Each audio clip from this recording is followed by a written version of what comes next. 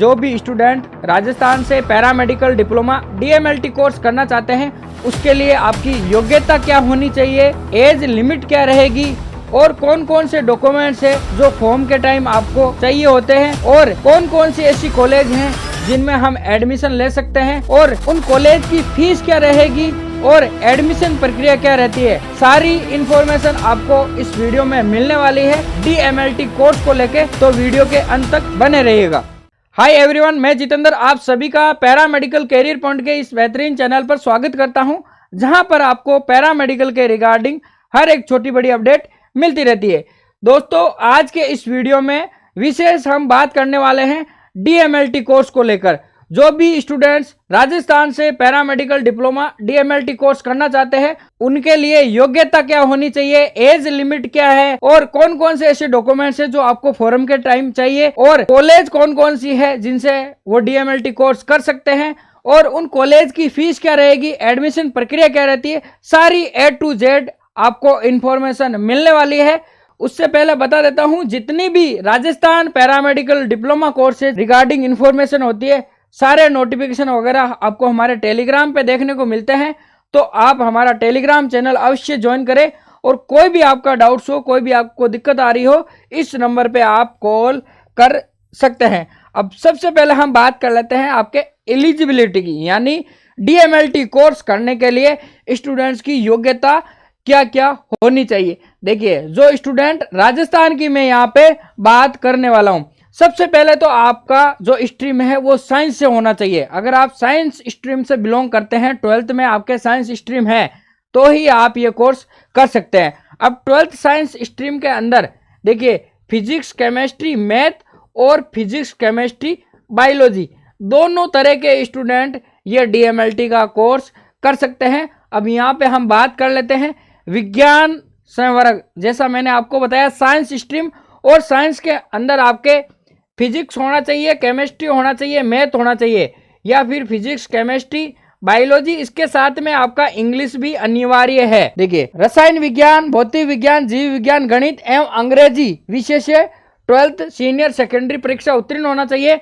माध्यमिक शिक्षा बोर्ड, और ये आपके है जो आपका जो जहां से भी आपने ये 12th पास आउट किया है, आपका जो भी योग्यता है वो आपकी जो भी माध्यमिक शिक्षा बोर्ड की अनुदेशिका है 2020 उसके मापदंडों के अनुसार होनी चाहिए, चाहे आपने कहीं से भी 12th पास आउट की हो। और ये जो अनुदेशिका है वो हर बार आपके जब भी फॉर्म निकलते हैं तब आपके जारी होती है, तो उसमें आप रीड आउट कर ले। आपने कहीं से भी 12th पास आउट की हो साइंस स्ट्रीम से, आप ये फॉर्म भर सकते हैं। सीनियर सेकेंडरी परीक्षा में अनारक्षित वर्ग अभ्यर्थियों के लिए अब हम बात कर लेते हैं, सर मैंने 12th तो पास आउट कर ली या मैं 12th साइंस स्ट्रीम से हूँ, मेरे कितने परसेंटेज होने चाहिए जिससे मैं ये फॉर्म भर सकूं।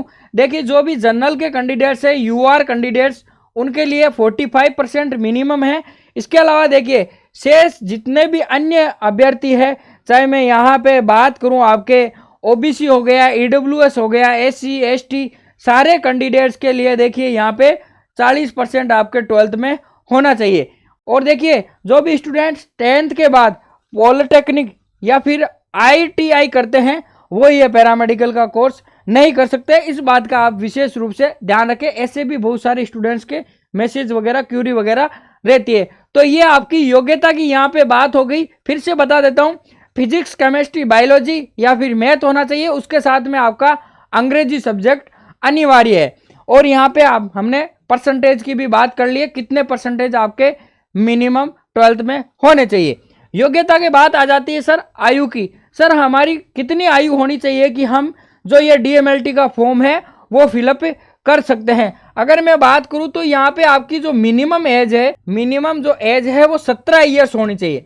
अब ये 17 ईयर्स कब तक होनी चाहिए, मैं अगर इसकी बात करूं तो देखिए, जिस भी सेशन के फॉर्म आते हैं, जैसे 2024 के फॉर्म आए थे, ठीक है, तो जो 31 दिसंबर आया था 2024 का, अगर वहां तक आपकी एज 17 ईयर्स कंप्लीट हो रही थी तो भी आप फॉर्म फिलअप कर सकते थे। अब नए सेशन के फॉर्म आएंगे 25 के, वैसे ही 26 के आएंगे।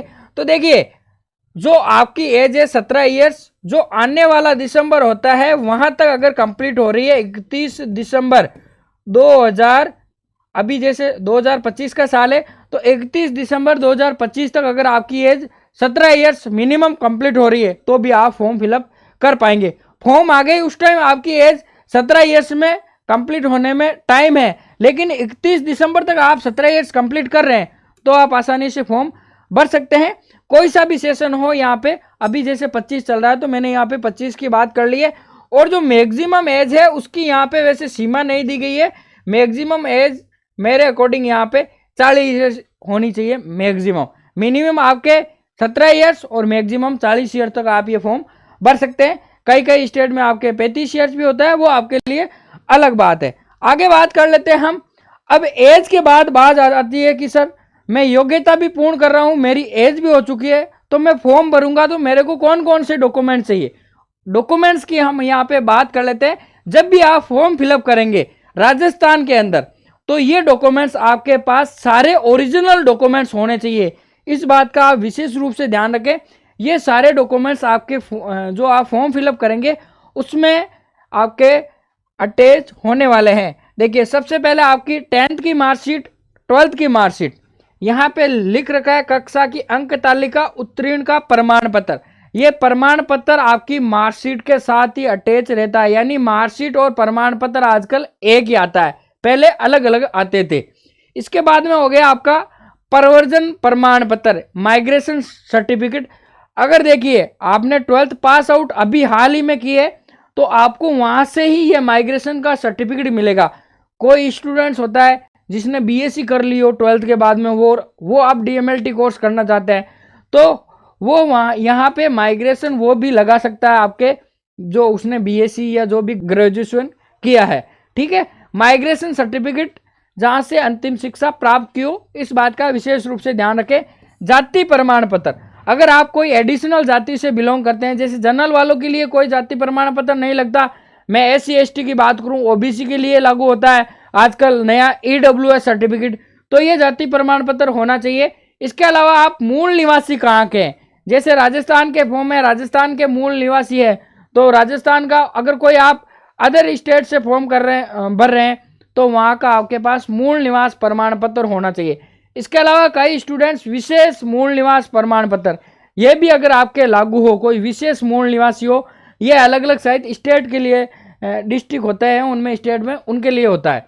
इसके अलावा अगर आप दिव्यांगजन की कैटेगरी में आते हो, फिजिकल हैंडीकैप्ड की कैटेगरी में आते हो तो ये प्रमाण पत्र, विधवा तलाकशुदा प्रमाण पत्र, या आप एक्स सर्विसमैन से फॉर्म लगा रहे हो तो वो प्रमाण पत्र, अल्पसंख्यक प्रमाण पत्र, ये सारे जो देखिए यहाँ पे लिख रखा है ना, यदि लागू हो तो, अगर आप इस कैटेगरी में आते हैं आपके लिए लागू है तो आपके पास ये प्रमाण पत्र होना चाहिए और बिल्कुल नया होना चाहिए।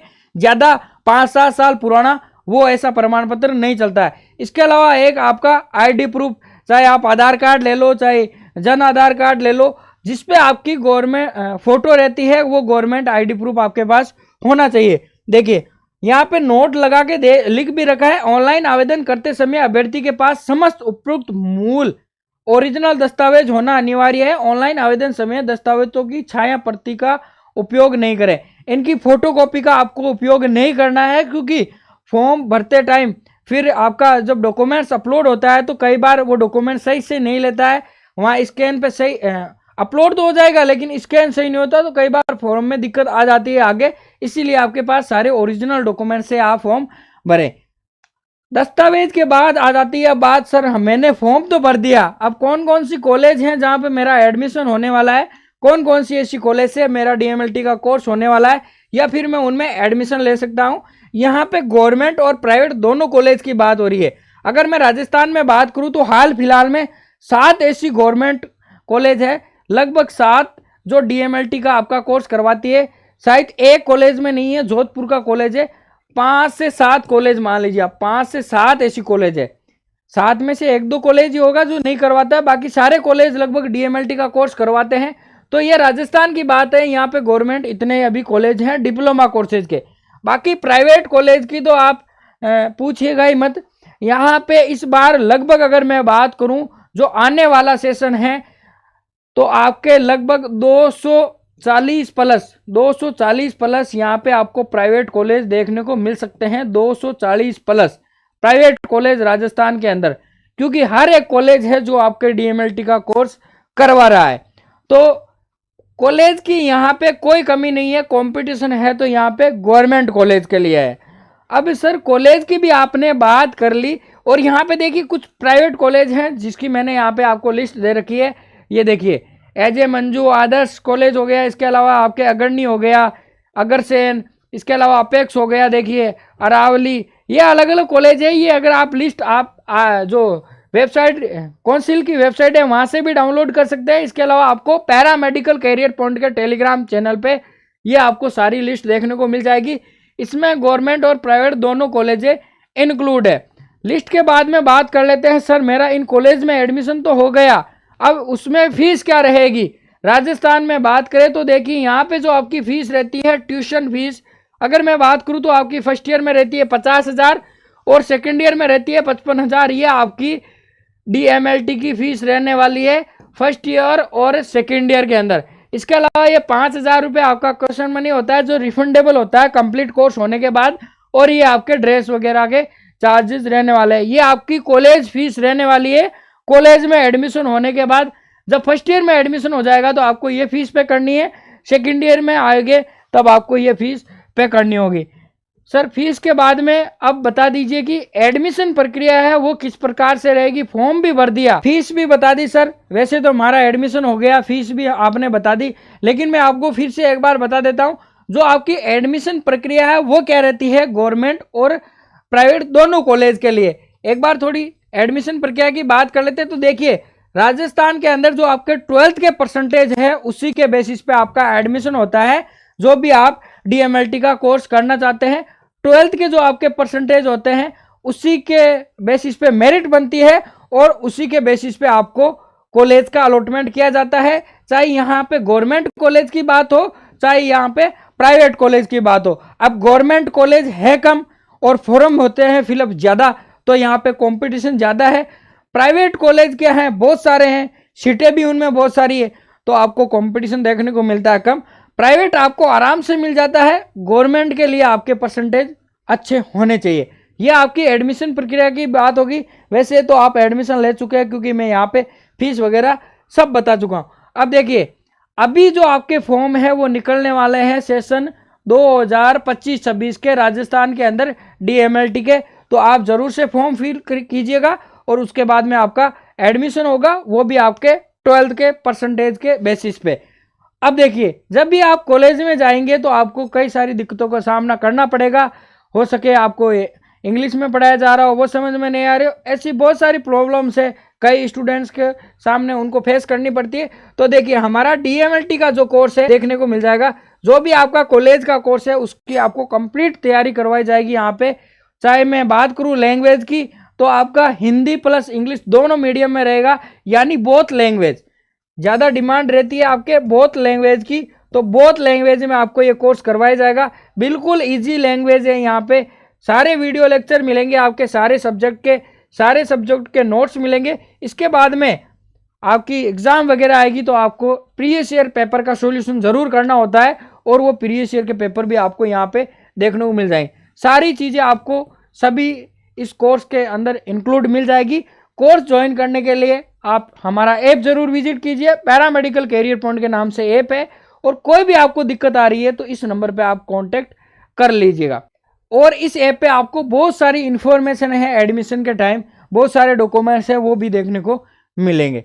तो ये डीएमएलटी एडमिशन को लेकर जो आपके डाउट्स है वो क्लियर हो गए होंगे। मिलेंगे ऐसे ही नए वीडियो के साथ में, तब तक के लिए धन्यवाद।